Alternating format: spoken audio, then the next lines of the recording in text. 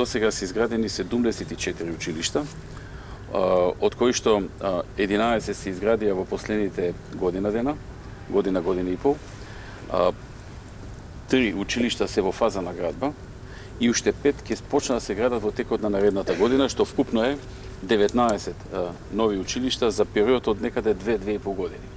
Земајќи ги во обзир оние што овани се изградија, односно годинава и овани, овие што сега се градат и овие што ќе почнат да се градат следната година и ќе се завршат во период од 8-9 или месеци или година дена.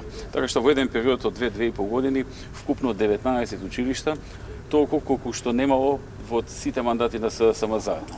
Инаку, како што кажав, во нашите мандати досега се изградени вкупно 74 училишта и се градат во моментот дополнителни 3, а следната година ќе почне да се градат уште 5 и се разбира тој тренд ќе продолжи и подоцна во наредните години.